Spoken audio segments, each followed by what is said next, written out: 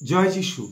কিভাবে উদ্দীপনা পেতে হয়, কিভাবে উদ্দীপনা পেতে হয়। দ্বিতীয় বংশাবলী 7 অধ্যায় 14 পদে উদ্দীপনার জন্য 4টি সংক্ষিপ্ত পদক্ষেপ নির্ণয় করে। আমার প্রজারা যাদের উপরে আমার নাম কীর্তিত হয়েছে, তারা যদি নম্র হইয়া প্রার্থনা করে ও আমার মুখের অন্বেষণ করে এবং আপনাকে কুপদ হইতে ফিরে, তবে আমি স্বর্গ হইতে তা শুনিব, তাদের পাপ ক্ষমা করিব ও তাদের রোগ আরোগ্য করিব।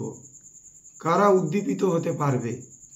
আমার প্রজারা যাদের উপরে আমার নাম কীর্তিত হয়েছে। খ্রিস্টানরাই খ্রিস্টের নামে অভিহিত হয়। খ্রিস্টিয়ান অর্থাৎ খ্রিস্টের লোক, খ্রিস্টিয়ান অর্থাৎ খ্রিস্টের লোক। কেবল ঈশ্বরের সন্তানরাই উদ্দীপিত হতে পারবে।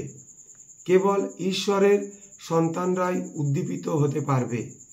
পাপীদের প্রয়োজন মন পরিবর্তনের। পাপীদের প্রয়োজন মন পরিবর্তনের। যদি নম্র হয়, নিজে থেকে স্বেচ্ছায় নত নম্র হওয়া। গর্বের বা অহংকারের বিপরীত অবস্থা হলো নম্রতা। অহংকার দূর করো। প্রার্থনা করা। ঈশ্বর চান আপনি আপনার মন খুলে প্রার্থনা করবেন ও পাপ স্বীকার করবেন। প্রার্থনা করা। ঈশ্বর চান আপনি আপনার মন খুলে প্রার্থনা করবেন ও পাপ স্বীকার করবেন। আমার শ্রীমুখের অনুসন্ধান করে। আমার শ্রীমুখের অনুসন্ধান করে। নিবিড়ভাবে তার খোঁজ করা। কারণ আমরা যখন পাপ করি, তখন তিনি আমাদের কাছ থেকে মুখ ফিরিয়ে চলে যান। পাপ স্বীকার এই সম্পর্ককে পুনঃস্থাপিত করে। কারণ আমরা যখন পাপ করি, তখন তিনি আমাদের কাছ থেকে মুখ ফিরিয়ে চলে যান। পাপ স্বীকার এই সম্পর্ককে পুনঃস্থাপিত করে। মন্দ থেকে ফিরে আসা, মন্দ থেকে ফিরে আসা, এবং সেটাই হলো প্রকৃত অনুতাপ। পাপকে ঘৃণা করার ইচ্ছা যেন মনে জাগে, ঈশ্বরের কাছে সেই প্রার্থনাই করুন। পাপকে ঘৃণা করার ইচ্ছা যেন মনে জাগে, ঈশ্বরের কাছে সেই প্রার্থনাই করুন।